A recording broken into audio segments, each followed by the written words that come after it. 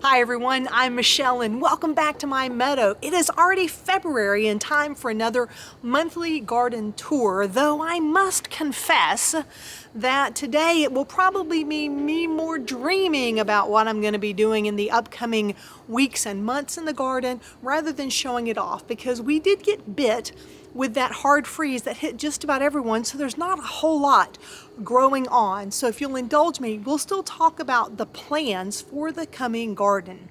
And if it's your first time here, thank you for joining us. I am in Zone 9A in Northeast Florida, where we have about a 300-day growing season, so pretty much all year long, except when the hard freezes bite you.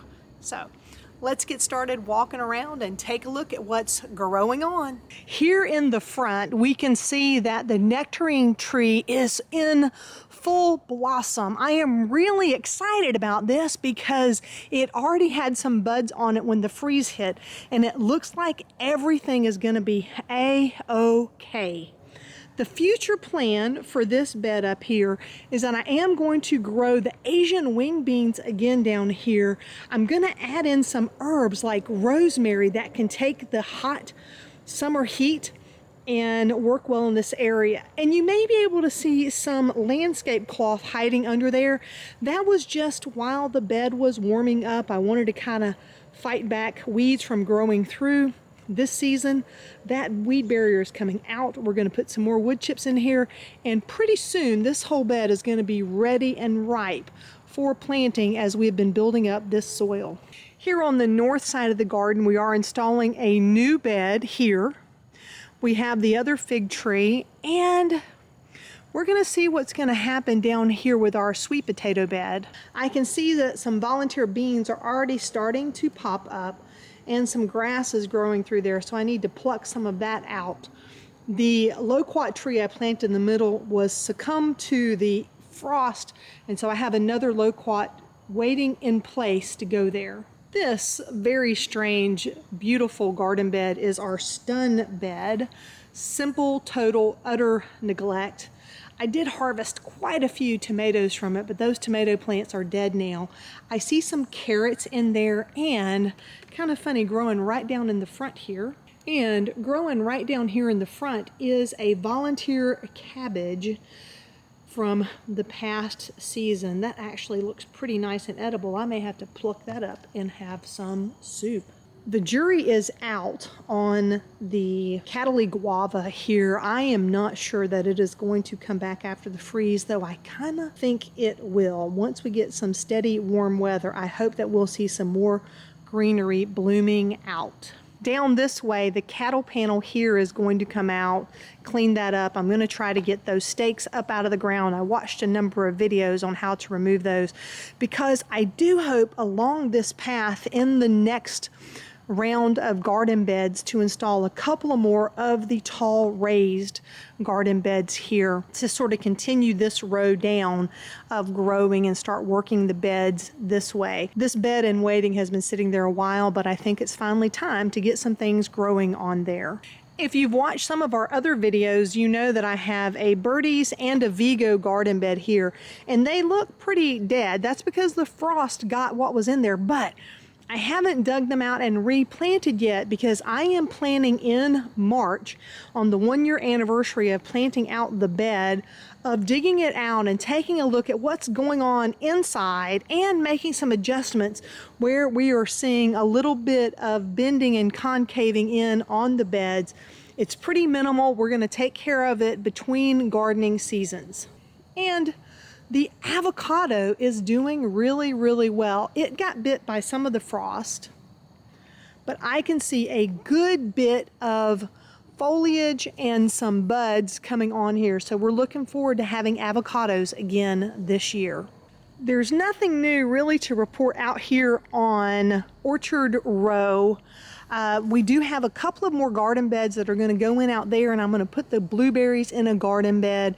Eventually, I hope to have enough garden beds to put all of the fruit trees that we have growing out there in their own raised garden beds, lift them up just a little bit, and make sure that make sure that they have enough good soil up and above where this sort of clay layer is here on our property. On the patio, the cilantro has bolted. It's February and the cilantro bolted because after having a deep freeze, we had a lot of hot weather. And so the cilantro, while it looks nice and green, is not very tasty at this point. It has sort of had the best and worst of things for cilantro. Over here in the nursery area, things have not gone quite as well. The pineapple guava, which is here at the end, is looking pretty good, but the dragon fruit that we had out there covered up, really the frost seemed to get most of it, though I do see that the loquat tree is still in good shape and continuing to grow on. My plan for this year is to get some 4x4, some tall ones, 8 feet tall maybe, and build a trellis for the passion fruit to grow on this year, and then possibly plant something like some tomatoes underneath the trellis so that they'll have some shade come the hottest time of year, and maybe we'll be able to extend our tomato growing season when the sun is really beating everything down. This is our original raised garden bed. We have some garlic growing on in here right now, and I'm gonna cut back that okra. I wanna see if it will come back for one more season. Time will tell. I didn't really cover it up this time, so the frost may have gotten it but good, but we will see. The grow bags really got bitten by the frost as well, but I can see some green down here now. Possibly the longevity spinach that I've planted in there is coming back up, though I'm not seeing anything that looks like sweet potato or yam leaves yet. I have not dug them up on purpose because I am literally letting this be our cold storage / root cellar out in the broad daylight. No garden tour would be complete without taking a look at the bananas. They look so terribly sad. So far I've been able to resist the urge to cut them, but they're already putting out new green growth. We are not past our last frost date here in my area in Zone 9A, so I'm trying to avoid cutting them because having the extra foliage on them helps give additional protection in the colder weather. But we can see right here that new growth is happening. Look at that green. Some green up at the top too. So that is very encouraging that even in the cold weather, we did not lose these bananas, and I may not need to cut them all the way back. And finally, up here in the pollinator garden, it's kind of hard to tell, but that's the pumpkin that's finally deflated. And we took some of the pumpkin seed out of there and planted them down into the garden. So this may be pumpkin patch and pollinators this season, and maybe even a few plants that would be a good item for a tea garden. So we're excited to see how this keeps on growing. One project that I am really looking forward to though is getting this compost bin back in use. So that is my big goal for this month, is to finish up some of the individual projects like getting the compost bin rolling again so it can be a positive contributor to the garden. And if you'll take a look, I'm not sure if she'll be still when I move the camera, but Babyface is just hanging out there on the edge of the log. Babyface! Babyface, do you want to say hello?